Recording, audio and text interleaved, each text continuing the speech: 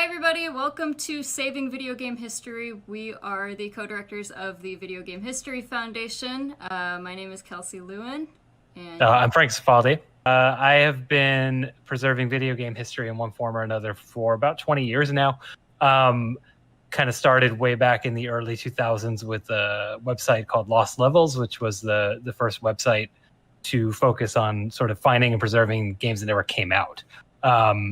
That actually evolved weirdly into a video game journalism career that I did for quite a while. I did a little bit of game development and publishing as well. Some people know my work at Digital Eclipse. I directed a project called Mega Man Legacy Collection and another one called SNK 40th. Worked on the other products there as well, Street Fighter 30th, Disney Afternoon Collection.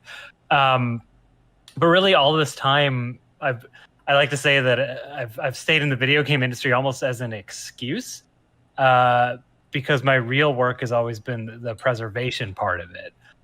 So I founded the Video Game History Foundation about 4 years ago because I felt that there was a need for more institutionalized video game preservation. There's a lot of work being done out in the world, which we'll talk about a little bit later, but I felt like what we were missing outside of the sort of public display museums was something, I don't know, along the lines of maybe the Film Foundation, which, I'm not going to lie, like that's partially where the name came from.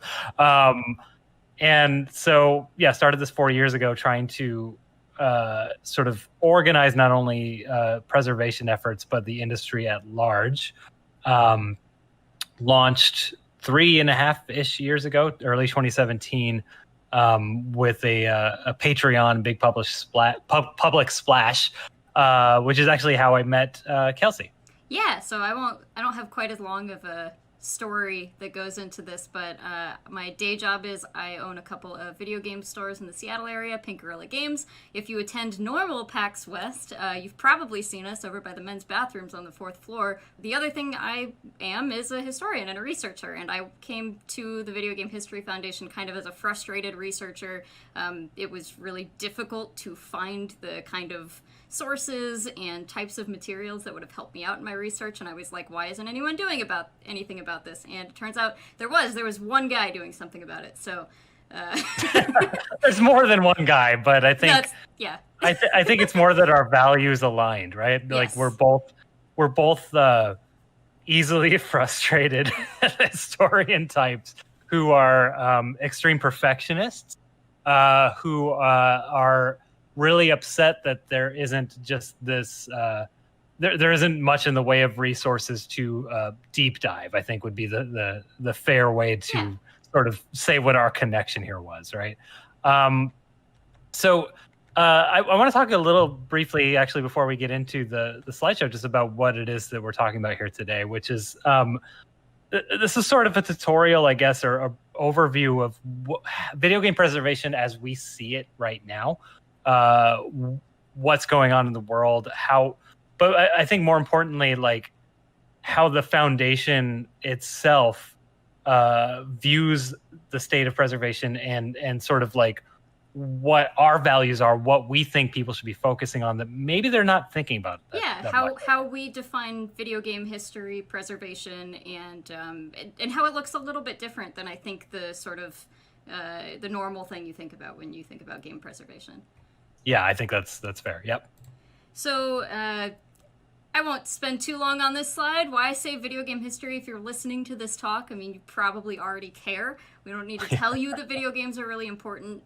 But should we mention all the billions that they make? Is that what people want to hear? Yeah, do we have to talk about the fact that video games are out-earning both the film industry and the music industry? Should we say that? Do you guys like video games, or why are you here? Yeah. But mostly, we just don't want our stories to be forgotten. And so many of them probably already have been, or so many of them haven't been told yet. We want historians to be able to uncover these stories and tell them. So when people think of game preservation, I think the first thing they think of is, like, let's just get all the games. If we have all of the games, if we have saved them all from the garbage and we have a big shelf of them or a big museum of them, we've preserved video games. We've done it. Now historians can do their job, and that's the game right there. Yeah. But I mean, that's not really how we think of it. Museums obviously are fantastic. They do a lot of great work, but there's only And in fact, that was a museum on the prior slide, that was right? the National Video Game Museum in Frisco, Texas. Yeah. Yeah. So there's only a finite amount of things that someone can get from the game itself. Right here on this slide, I have a photo of Chris Kohler's, I guess, old series now, because he's no longer with Kotaku, but called Complete in Box, where he would examine the entire retail game, and you get to learn everything you can learn from that box. Yeah, and I like this example because it's like, this is, if you give someone who's awesome like Chris Kohler, right, the game, right, here's the physical game, tell its story. I think Chris in this series demonstrates the upper limit of one can do in terms of telling a game story with just the game. Yeah, he's squeezed every ounce you can get out of this. You can get how it's played, what it sounded like. If you're good at it, you can get, most of that stuff. If you're not so good at it, you're still going to miss some things. There might be credits or something, right? You can look at the packaging design and maybe extrapolate trends from the time, right? But you don't really get much more than what's handed to you there. Yeah, they wanted to sell you, Right. So is that enough? I mean, it's enough for there to be a great video series with that exact premise, but I don't think that's enough to, build all kinds of documentaries and stuff on, right? So right, and it's like, I'm sorry to interrupt, but it's like, it's sort of the first thing everyone thinks of is like collect the video games, right? And it's it's like we're saying, there's only so much you can get from it, but if you want to go to the next slide here, I think this surprises a lot of people because there are museums, because there are video game collectors, and because we think that there's only so much you get from a retail game, we don't bother collecting video games at the Video Game History Foundation. Yeah, and I mean, I say mostly on this slide just because there are a couple exceptions. We do own some games. I've, personally willed my whole collection to the foundation, whatever. There's exceptions here, but we don't feel like it's necessary for a Video Game History Foundation to have the games, because historians know how to use emulators. Video game collecting is a really popular hobby, so there's plenty of people who have, documented the boxes, the manuals. There's a bunch of people doing great work, even scanning all of that stuff. And then other libraries and museums are already collecting the games. This photo here is from the Strong Museum of Play. They have an enormous collection of retail video games in their archives. So there are places doing a very good job at that already. Yeah, that's John Paul Dyson and Shannon Simmons pretending to examine some Mega Drive games. No, they do have actually. They're really examining. I don't know. Them. Are they really like talking about whatever that is? Yeah, they actually. I mean, they have. They don't have everything, but for example, they're looking at a complete Mega Drive collection, which is awesome. As in Japanese Mega Drive. They have the entirety of the Japanese Sega Genesis catalog. And we're not saying that we don't think that there's any importance to it. It's just that there are other ways to get it. Like between us, I think we could source any video game right now if we really had to. Yeah, I also own 2 game stores, so. Right, exactly. Yeah, but there's plenty in the world that we can't get at easily. Exactly. So we've decided basically that you need more than just the games to research. You need to understand not just what the games were themselves, but you need to understand how they were made and how they were played for good research. So when we talk about how games were made, we're talking about everything on the development side. So this is things like the source code, which I don't know, you've done a really good job at explaining what source code is in the past. Oh, sure. I mean, source code is the actual building blocks of the game. If you're looking at a retail game, you might be able to, if you guys are familiar with cutting room floor wiki, stuff like that, people are able to do some level of data mining and hacking to understand what's going on under the hood. But the actual source code is, I wish I had a good analogy for it, but it's it's direct access to the inner workings of the game. It's like going inside the Matrix. So we Including actually all kinds put of stuff that's, not able to be accessed in any way from the final game. It's been scrubbed right. out in one way or another. Oh yeah. Like if anyone listening, is a coder at all, it's you can comment out code and it doesn't get built into the game. So there's plenty of stuff if you look in source code that might be like early ideas or beta versions of things that don't make it into that final ROM because they're commented out of the source or they're not built in. But it's not just code. When we talk about source code, it's like if you're looking to the right of this image right now, these are pictures of a couple of the development tools used on Disney's Aladdin on the Sega Mega Drive, which is in our collection, source code wise. So you get to see what the animation tools were and how they were used. And below that is actually Cakewalk, which is a common music sequencer. But, this is Cakewalk running the actual Aladdin Cakewalk files. And you could see how Tommy Tallarico actually composed the music digitally for the game. So when we talk about source, like I said, it's not just that digital source. It's also things like original art, documentation. Like we said, there's things like design documents or pitch documents or things like that. Or like we sometimes see like internal correspondence between developers and publishers, things like that. We don't have many photos of the physical stuff here, but there's a lot of like paper stuff that comes out of especially older games. There were things that were sketched on real paper, or there was a printed out design document or something that was passed around. I mean, there's all kinds of types of materials that can spin out of this. Yeah, and I think what most people think of when they think of development stuff is like what collectors tend to call prototypes, right? Like in the photo below, and these are pre-production versions of the game that are often, not quite done yet. Sometimes unreleased games entirely end up on media like this. Maybe they were sent out for review in a magazine or something like that, never shipped. And these are really cool too. But I think, personally, I'm a little more interested in going more under the hood and really seeing what makes the games tick. I agree. But we have some problems with getting all of this stuff. Some reasons you can't find this stuff right now, and you can't really be looking at it right now. The big one is that it's all a trade secret, and even for stuff really, really old, no one really wants you to see it. Like a company like, I'm trying to think of a good example, but there's any company who's been making games since the 70s or 80s, even that stuff that they might not ever touch again, they still don't really want you looking under the hood at.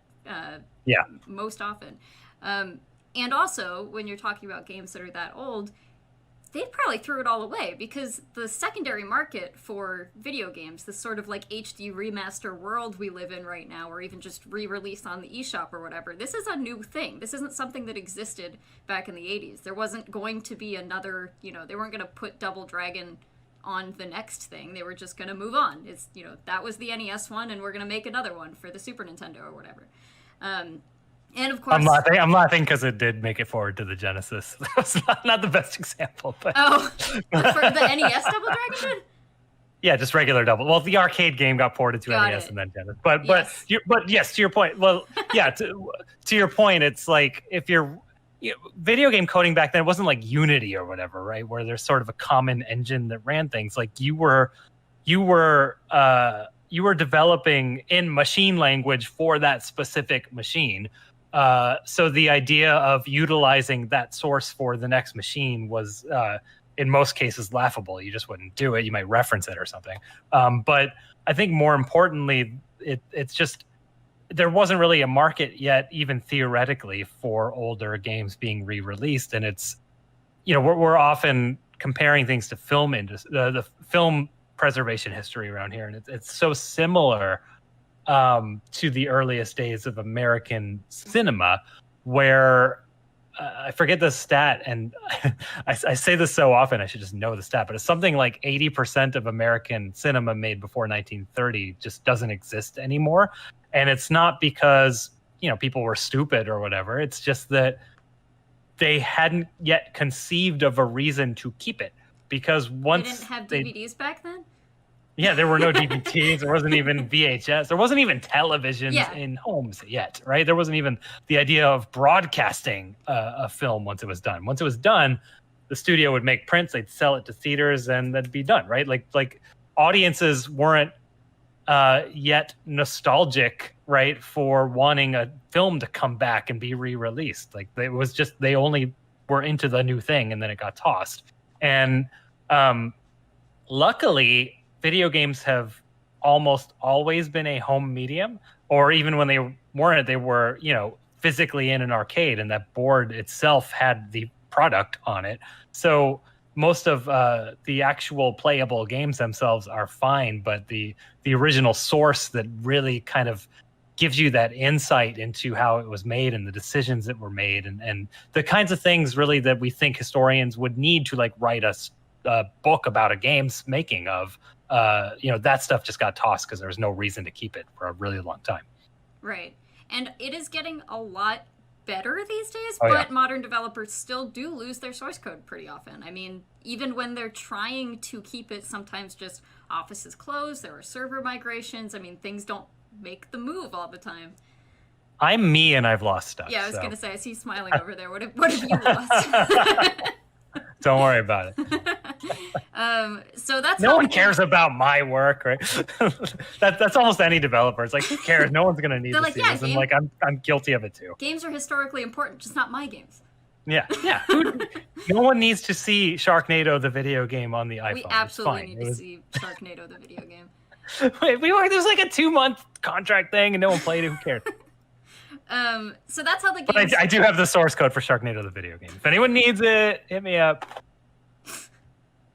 Anyways, that's how the games were made, and what we care about in regards to how the games were made. But also, really important, and I think often forgotten, is how the games were played. How does the world interact with a game? What were the discussions going on around a game at the time? What was the criticism of the game? What were the fan communities like?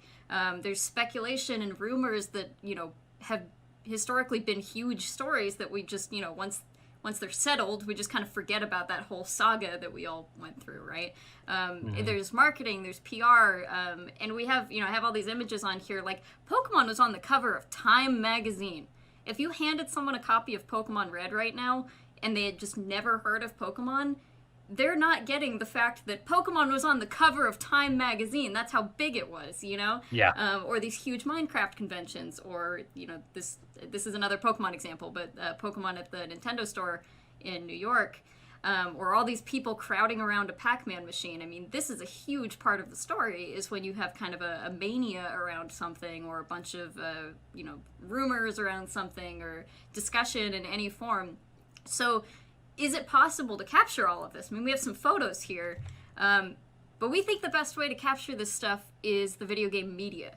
At least within our constraints, right? Yes. Like the best thing we can focus on that is like the best bang for our buck in terms of our resources capturing history. We kind of, the conclusion is the video game media. Yeah, that's a good point. I mean, the best thing would be that someone's going around with a video camera all the time and capturing every website, every forum post, every tweet. I mean, there's... Yeah, if we had a crew of 50 and their jobs were to go capture everything, great. But you are looking at the full-time crew of the Video Game History Foundation, So we think of the video game media as really, really useful as sort of a time capsule, because what you get, especially, and when I say media, I mean, in these photos, I'm talking about magazines and stuff. This could also be, newsletters.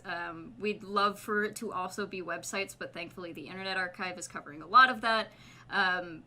But when you look at a magazine, you get a lot of, let's say you're researching something like Pokemon or whatever. If you're looking at a magazine that includes Pokemon coverage, you're also getting all kinds of other stuff with it, all kinds of other contextual stuff. You're getting what else was coming out around that time, what were people talking about, what was exciting people.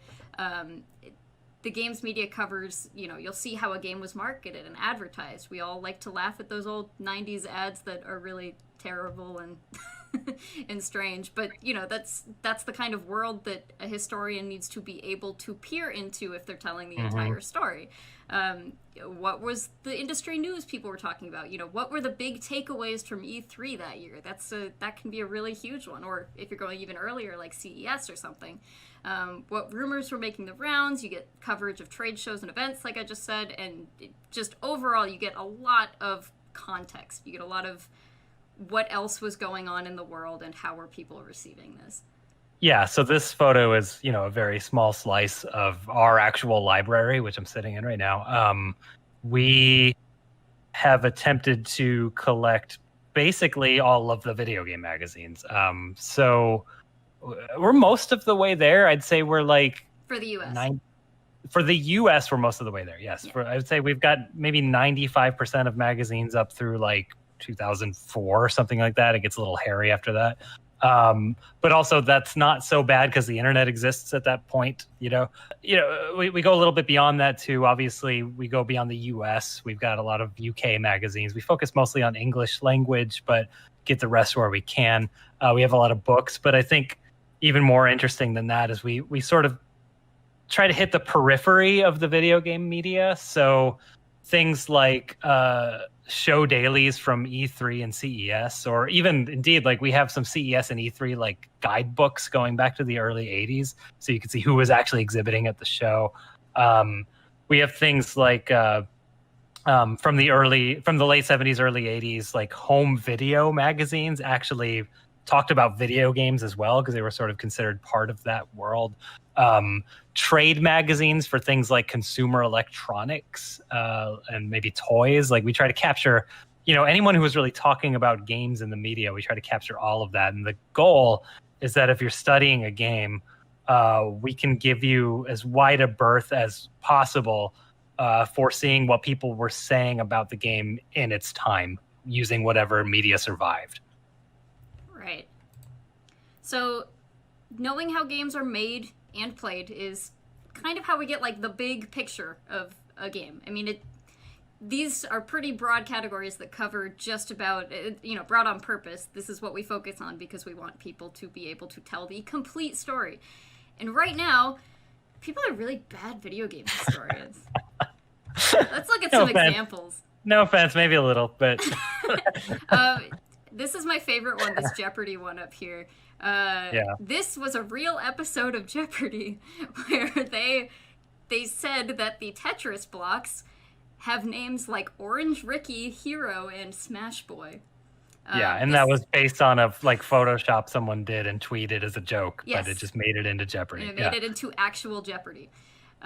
Ready Player One talks about how the very first video game Easter egg is adventure, and I mean that is not that there are dozens before that. Yeah, and there was a time where this was the earliest one that people could find, but it had already been debunked by the time he was writing this book. So right, but it's like it's persisted so much that it's like a major scene in the Steven Spielberg directed film. Right. You know.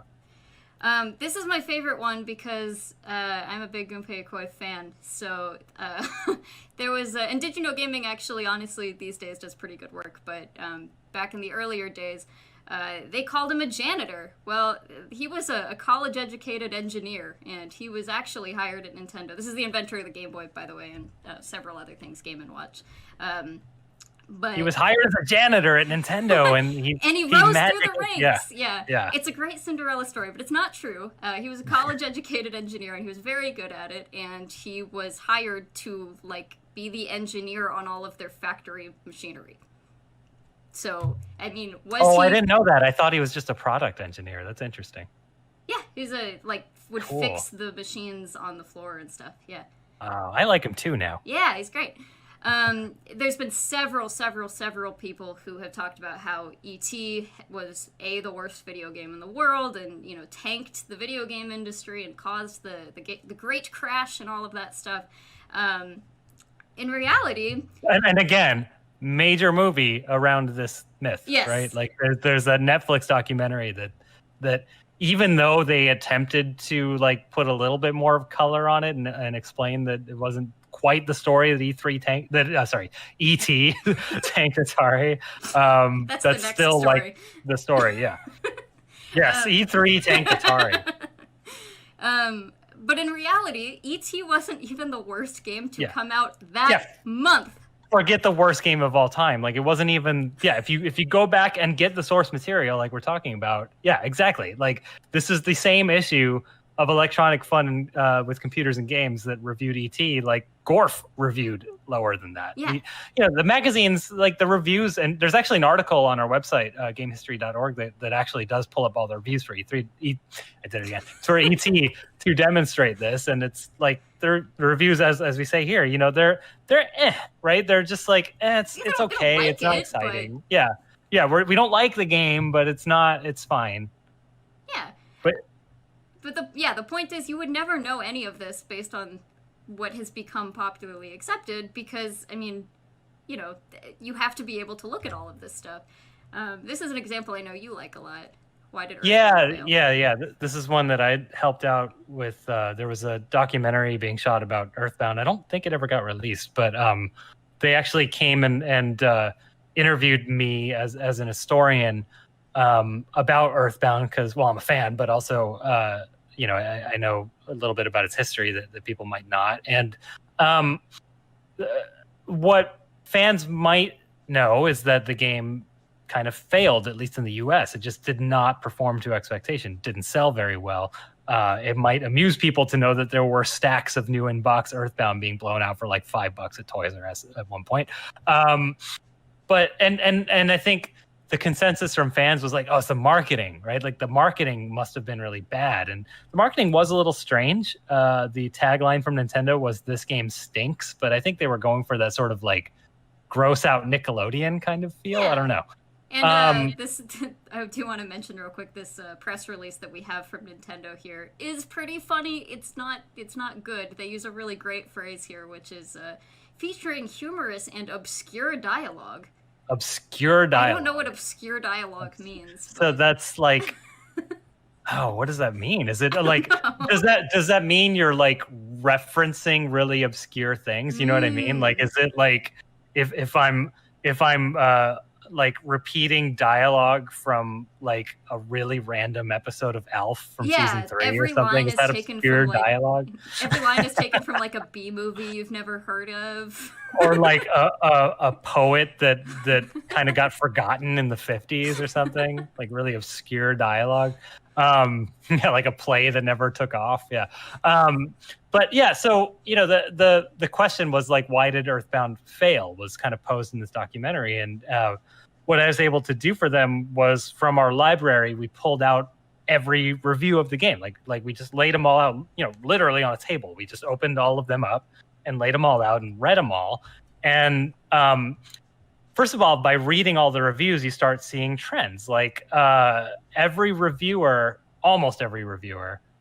did not like the graphics in Earthbound, which sounds weird now, because again, you just hand someone a game now, like Earthbound, they're going to go, oh, these pixel graphics are cool. Back then, in 1995, early 1995, the reviewers of this game almost unanimously said the graphics were bad. They used words like childish. They used words like 8-bit. So that gives you a little bit of a sense of like what a like gamer in 1995 would think of Earthbound if you handed it to him. But more than that, you start looking at the context, and as a result, it didn't review terribly well. It wasn't awful, but it wasn't a hot game at the time. It wasn't even a hot RPG, right? Like Chrono Trigger had just come out to universal acclaim, and then Earthbound was like, eh. But more than that, you start looking at the context. Like you've got these magazines, you got the review of Earthbound. You start flipping around the magazines for more context, right? These same reviewers who are playing Earthbound, like they already have a PlayStation and a Saturn. So everyone, is looking forward to this new 3D future. And again, like hindsight's 2020 or whatever. Like I look back at 1995 PlayStation graphics, I don't think they look that great. But back then, it's like that's the future. There's 3D. They're seeing previews of Final Fantasy VII, maybe even at that point.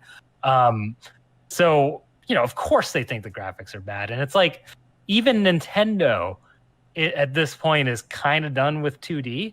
They're showing at Winter CES that year, like the trade show where they debuted Earthbound.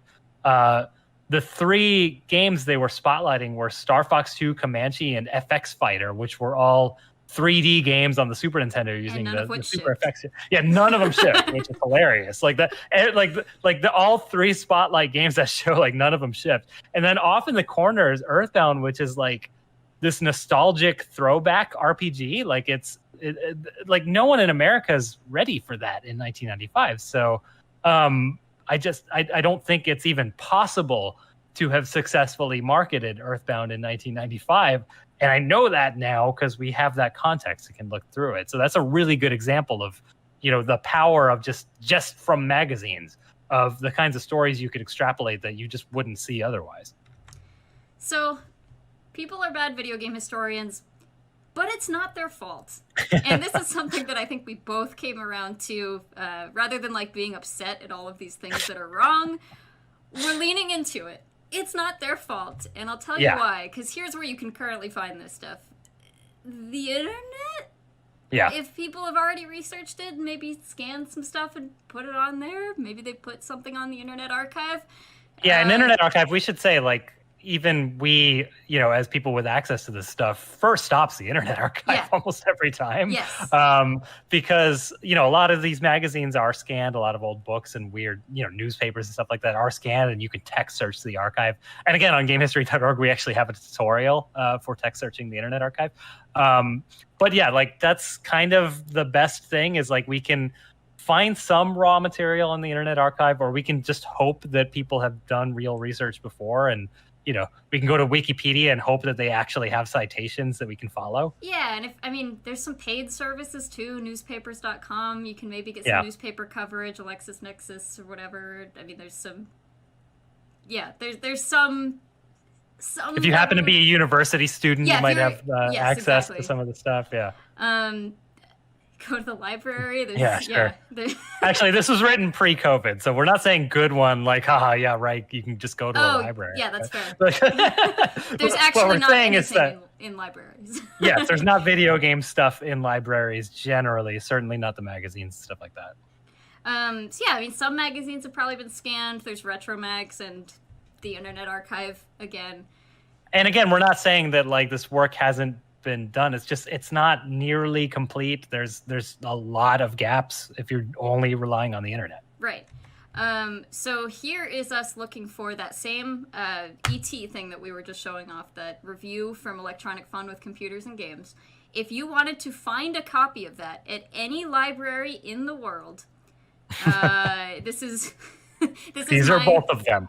Yeah, these are both of them that have any copies of Electronic Fun with Computers and Games. As you can see, this is a Seattle zip code here.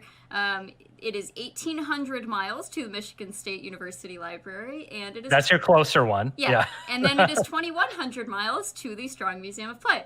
And if you were to make that 1,800-mile trip, you would find that there actually are only 2 random issues from 82 and 84 of this publication, neither of which are the one that actually reviewed ET. So point is that libraries don't have video game magazines.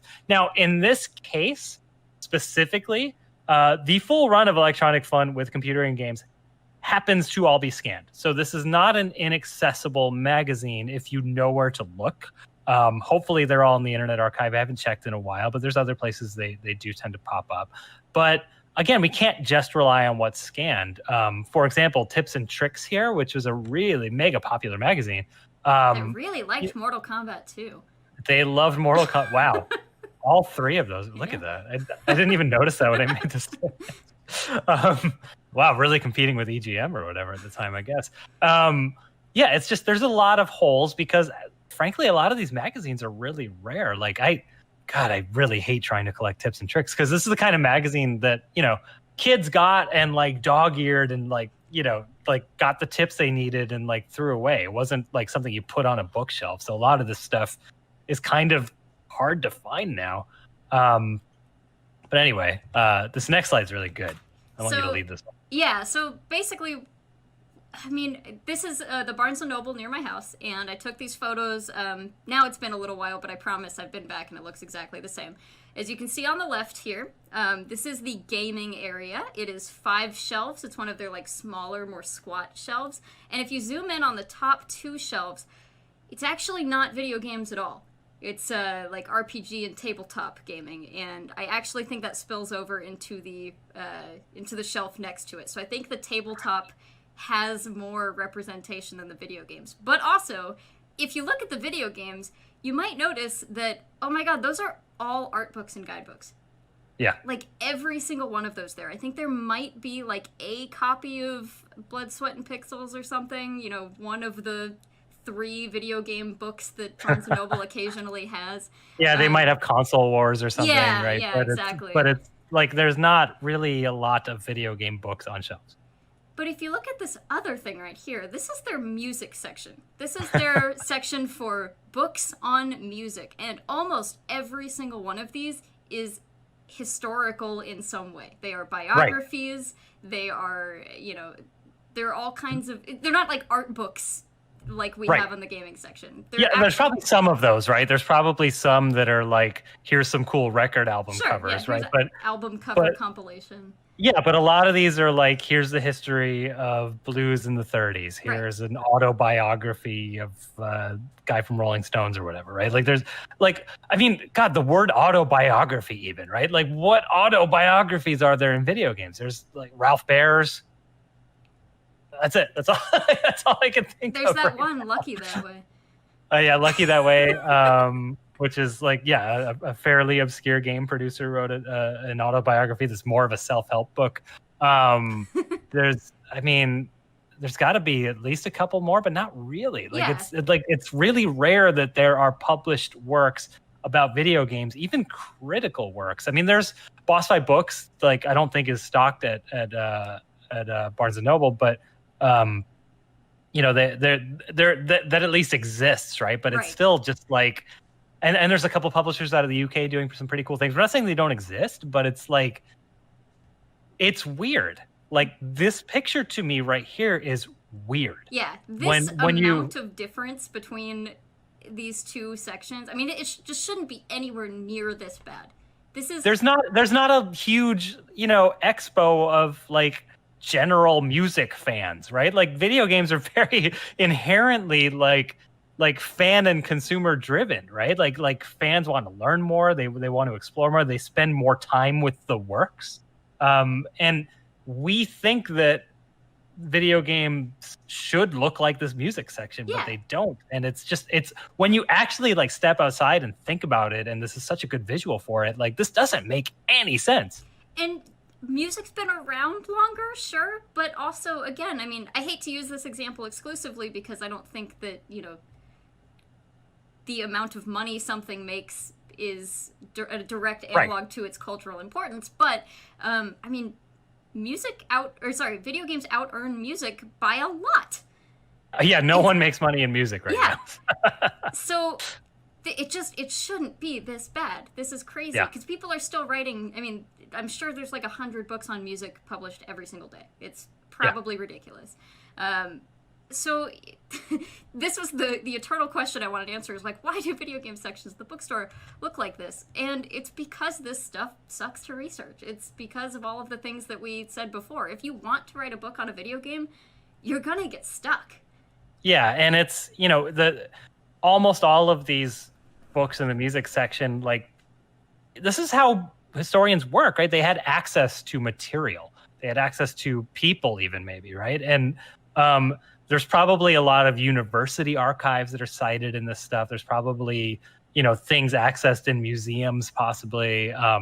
It's for people who are regular PAX attendees and know the Mopop here in Seattle. Yeah. Like, we have a whole museum. It used to be called the Experience Music Project, and it's just full of these, like, original sources for, you know, you've got all of Kurt Cobain's like original scripts and I was about to say that like there's at least 2 Nirvana books on the shelf that probably accessed some of like the raw Nirvana stuff from Mopop. Absolutely. Exactly. So we want to make this easier. both selfishly and because it's the right thing. Because I want to yeah, do better. We want to see better. Yeah. We want better YouTubers. I want to see better research. I want to do better research. I want that bookshelf to not look like that. We can tell much better stories, much more interesting stories, and inspire people to tell stories in the first place if we have access to this stuff. And, you know, not only do we want that bookstore to look better, there have been a handful of documentaries recently, but a lot of them, unfortunately, kind of grab at the same sort of, like, beeps and boops and 80s nostalgia. And I mean, as we're recording this, we haven't watched it yet, but there's this brand new documentary series on Netflix called High Score, right? And it's just like, you look at the trailer and it's just like pixely Pac-Man and spaceships zipping around and, you know, beep boop, hey, did you know that video games aren't just for kids anymore stuff? And it's like, and again, I haven't watched it. It might be great. It's but probably like fine. But video games still deserve better than just that. We deserve for there to be a lot more than that. Grab your quarters. Yeah, like it's not what video games are. And that just tends to be, you know, the conversation tends to be led by, like, you know, media companies trying their best, and that's just the aesthetic they know. Or really, video game collectors have tended to sort of lead the conversation on what it is we talk about when we talk about video game history. And that's just based on the stuff that's collectible, right? So, like, you know, I would say 90% of video game history, probably more than that, of people talking about video game history are talking about, like, stuff that's on Nintendo consoles, right? They're not talking about, you know, the, like, Apple II games or, like, mainframe stuff. You know, like, the stuff that people on YouTube have, like, bookshelves behind them full of, like, that tends to be what people talk about. And again, it's because that's what people have, right? That's what people know to have. They know to have, you know, complete in-box stadium events or whatever. So that's just kind of what they talk about. And we're just trying to change the way that people not only research games, but, like, think about games. Like, we want that narrative to be rewritten a little bit and be a little more inclusive of the enormity of what video game history has been. And if you have access to more of that stuff, then that becomes a lot easier. So here's some of the stuff that we're doing. I call it Stop the Bleeding and Fix the Future because we are losing stuff every single day. So, you know, kind of priority one right now is to make sure that we don't lose even more. So, you know, we're accepting donations both from individuals. Maybe they've worked in the industry. Maybe they just had a friend or a parent or something that worked in the industry. Maybe it's from a closed down studio, a closed down media company. And we'll take things just kind of no questions asked. We've shown up places with a van before and been able to rescue some stuff. And we're also, of course, building an archive for it all, where researchers are going to be able to come and look at this stuff. This is not a great picture of our shelves here, I'm realizing, now that I'm looking at it, but this is a small section of what we have at the of just the magazines that we have right now in the office. Yeah, and exactly. it's maybe like a third of it, something like that. But, you know, it is sort of illustrating that, like, you know, there's some order to this chaos, right? This is also only a photo of magazines, right? So when we're talking about, like, cleaning out offices, no questions asked stuff, that tends to be the more behind the scenes materials from game developers, which for the most part is a little bit harder to photograph. I mean, I don't have anything near me, but it tends to be like, do you want to see what you can get off this hard drive? Yeah. You know, like, it tends to be stuff like that. Here's a stack of CDs, like here's a stack of poorly labeled CDRs. I think that game's on here somewhere that I worked on. Right. Yeah, like, it tends to be stuff like that. Or, like, we recently worked with the family of a deceased programmer, and it was just, I mean, actually, I do have his hard drives over here, and it's just, again, it's literally like, we know he worked on some interesting stuff. If you guys can make sense of this box of unlabeled crap, then great. So that tends to be, you know, the not as sexy stuff, but it is what we think is the future of video game research, is being able to actually access that level of material. Yeah. And, you know, outside of just saving what's dying right now, and of course things on, like, magnetic media and even CDRs, I mean, all of those things can rot and die, and so we need to get those off of those materials before they... Are you going to show a dying... I do have a rotting one right here. I don't know if that's going to show up. There we go. Like, that's gone now. That data is just gone. Like, you can... you can see me through a hole in it right now. That data just doesn't exist anymore. This isn't like common, but CDs, especially CDR, like Yeah. burnable media, is not permanent, and this is the inevitability of like what's going to happen to this stuff if we don't digitize it. Exactly. So outside of that, we're also obviously advocating for a better future, trying to make it so that we don't have to always be running around like a chicken with its head cut off trying to save everything. We're trying to solve a lot of the preservation issues. One of the things that we have been working on for a couple years is a joint grant with the University of Washington, where we're equipping libraries with the tools to handle this stuff. Because right now, if you handed someone a stack of or big box of stuff from a developer, a lot of it would be very difficult to classify in a library system and difficult to run and be accessible by a researcher who wanted to see it. I mean, how do you... Yeah, I mean, I would imagine there's at least a couple people watching who have some sense of game development and have possibly worked in the industry. Like, even if you just handed a librarian like a clean source code repository, they're probably not going to know things like dependencies, right? Like tools needed to build this target platform, right? They might not know that, I'm going to need, a debug Xbox One to deploy this build to in order to actually make it playable, stuff like that. So we're trying. We think, okay, our long-term vision, our ultimate goal is that game development material is donated to libraries and archives, and we're just trying, and which is still a weird idea. It's still like a brand new idea in the world, and we're trying to make that inevitable future, that transition to it a little easier, because it's not like the old days where you're archiving like an author's work, and it's like, here's all of the like letters that were mailed across the world, the correspondence between the author Right. and like that's not the world we live in anymore, and we need to figure out what the equivalent of that is if we're ever going to be able to tell the actual stories of how these works that are really important to us were actually made.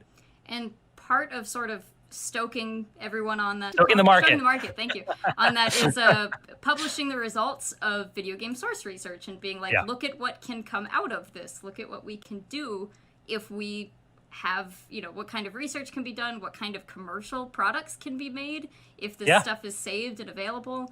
And we're also trying to make sure the commercial industry has a big voice in this too. We want them to join the discussion. We want them to find this just as important as we do.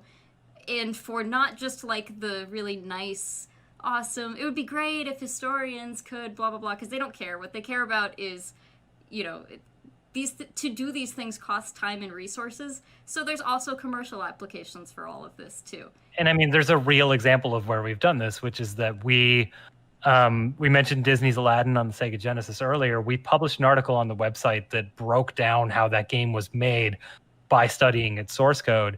And it was, this really popular article went really, really viral. And as a direct result of having published that, Disney republished Aladdin along with The Lion King last year for consoles. And they actually used not only sourced from our archives for reference, but the volunteer engineer who wrote our article ended up working on that game for them.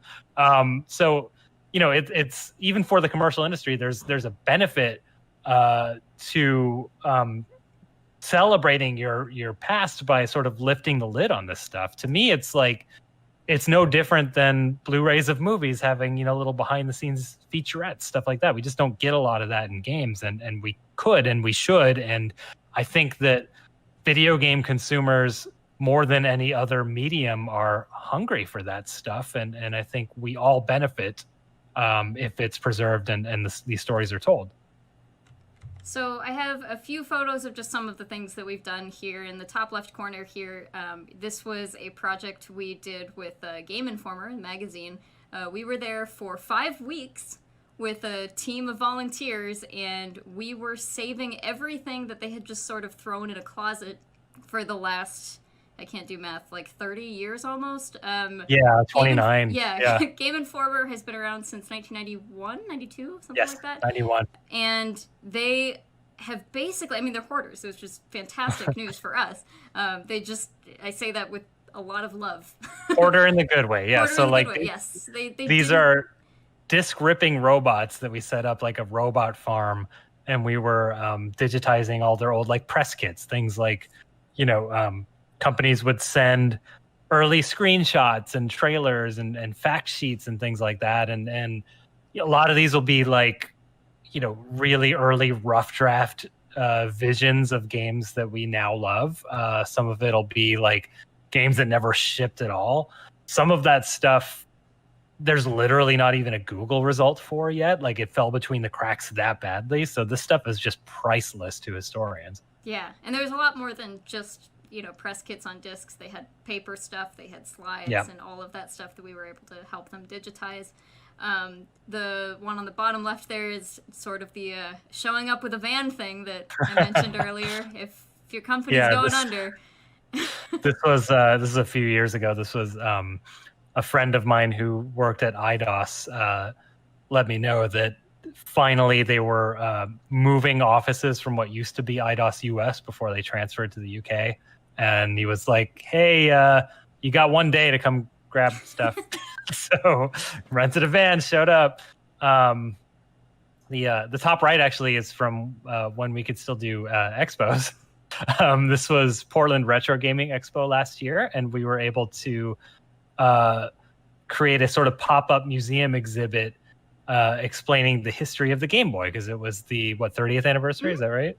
Yeah. So we were able to work with collectors, which is actually another unique arm of what we're able to provide to the world, is that we're really well entrenched not only in the industry, like working in the industry as we do, but we've known these collectors. I've been going to classic game shows since the first one, since Classic Gaming Expo '99. We know collectively all the major collectors. So if we want to do this Game Boy exhibit, we don't have to like go out and buy all this stuff. Almost everything you're seeing in this photo was borrowed from a collector, and we were able to like bridge those gaps and bring all those collections together and sort of tell the story of the Game Boy through this public display, which was a lot of fun and a lot of work.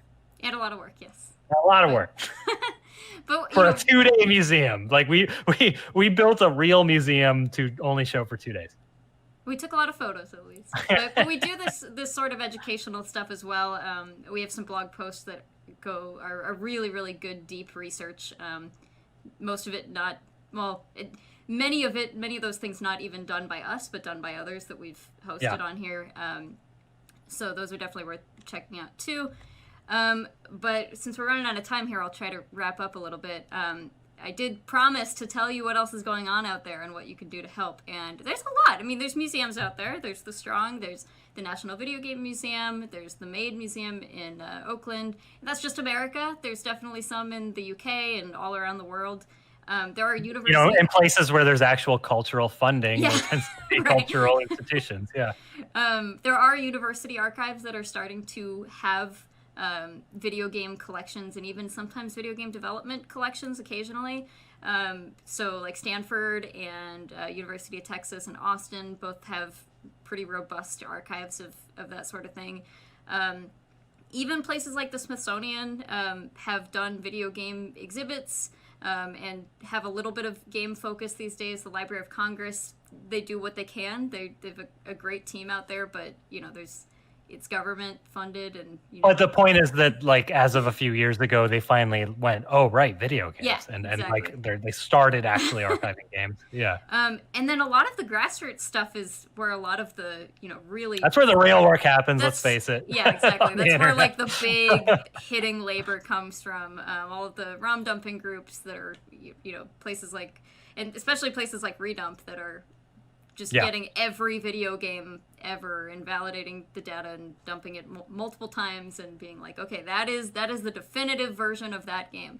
And one of the many reasons we don't worry about the retail games too much. They're fine. They're fine. Groups like Retromags and stuff that are scanning things and putting them on the internet. There are emulation authors that are doing great work so that someday, when every NES is dead and completely unable to play, impossible. Those things are tanks. But yeah, I mean that's a part of it. That's a part of preservation we don't talk about very often, is emulation authors and how they are continuing to reinvent the wheel and better understand how this hardware works so that we know when we're playing it that we're playing it correctly. Right. So. And then I hate this slide because I wish there was more. I wish I could say that there's a lot you could do to help, but to be honest, I mean, we're all kind of figuring this out together at the same time. The reason this is the first bullet point on this slide is because it's the most important, is please just put anything you have on the Internet Archive. It's not perfect, but they can host things, and, you know, then it's also incredibly, incredibly accessible. You know, anybody can go on to archive.org and look at it. So if you have anything, if you want to start scanning things, that's where you should put it first before you shop it around anywhere else. And also, I mean, what's not on here is, you know, maybe donating material if you have something interesting to someone like us or The Strong. Yeah. Money too. I mean, money helps. Yeah, money's good. Like, money is what we definitely need the most of. But, you know, for example, I had someone reach out recently who was like, hey, back in the 90s, I used to fill out the survey card in the back of the issues of every video game magazine. And video game companies used to mail me stuff. Do you want that? And I was like, yeah, great. And he mailed us this stack of just these incredible newsletters that like no one has, just like weird photocopied like Vic Tokai newsletters about how Golgo 13's coming out soon, stuff like that. And it's like, you know, he didn't even realize that like this is material that like I know the biggest newsletter collector. He's just insanely jealous that we got this because he had never even seen like 5 issues of the stuff that we got, and he's like the definitive guy. So like there's just things like that you might not think of. Like my uncle owned a video store. If your uncle owned a video store in like the 80s and 90s, he probably got a lot of promotional material, or like, you know, sometimes actually a coworker of mine at Digital Eclipse, I think it was actually his uncle who was a buyer for like a video store chain or something. He actually had like prototype NES cartridges that were sent to him that were really interesting.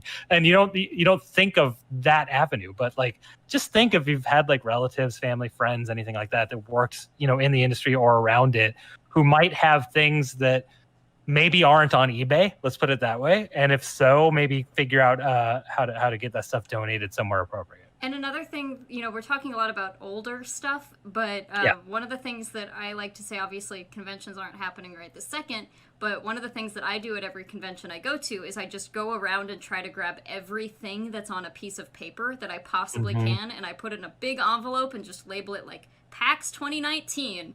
And then that or like goes in the Jason archive. Scott also, you know, Jason Scott does something similar where he takes a photo of every booth. Yeah. You know, and like just puts that out there. That's and that is awesome. Enormously important for historians. I mean, to be because able to there's going to be a photo of like the next Miyamoto in one of these in his earliest days. Or, you know, like, or you know, games that didn't ship, or you know, there's so much you can learn from trade shows and fan shows and that sort of thing. And you know, we don't have as many of those, I think, these days, or as many of the trade show focused ones, but we still have all these fan shows where people are getting to play games early, and so photos and pieces of paper and stuff from all of that, extremely helpful. We go to as many as we can, but you know, if you're going to them, especially in other countries and stuff, make that envelope and send it our way, and that will become a permanent part of the archive. So I always tell people you should just kind of join the community. There's just a big community of people who care about this stuff. We have a Discord. It's part of our Patreon. There's lots of forums. There's lots of Discord groups. like gaming Alexandria might be a really good starting point if you're just interested in like, how can I as an individual sort of contribute to the digital bank of video game knowledge. I think Gaming Alexandria is a really good community to join and just be like, hey, how can I help? These are my skills. Yeah, exactly. And then, you know, contributing to Redump if you can. Put your disc in a computer drive, follow the instructions, help validate. Yeah, if you're a collector, right? Yeah. Like you might have some rare-ish stuff that maybe hasn't been validated yet. You can go to redump.org and kind of see what they need. And it's literally like, you don't even have to upload a file to the internet, really. It's just like, follow these instructions. Did this text string match what you got? Great, let us know. Yeah, exactly. So I wish I could say there was a lot more you could do to help right now, but we're still kind of figuring that out ourselves. Yeah. But, feel free to talk to us. That's what all of these are for. Our Twitter is @GameHistory.org. You can email us, info@gamehistory.org. And if you are so inclined, you can also support us on Patreon, where you can get access to our Discord and all kinds of other fun things and be around other people that care about this stuff. Yeah. And that's a really good way. I mean, even though we're kind of asking you for money by saying that, but it is a really good way to join a community that's really dedicated to this. Everyone in our Discord is sort of leaning on the same way we are, right? The sort of hardcore historian type who just wants the world to be better. So if that sounds like your kind of crowd, that's the community that we've tried to foster with this Discord. So come hang out with us. Cool. That's all we have, and I appreciate you guys watching this. Are we doing Q&A? Yeah, I mean, again, feel free to reach out to us if you have any questions or comments or anything. We're mostly available. Cool. Thanks a lot, everybody. This is fun.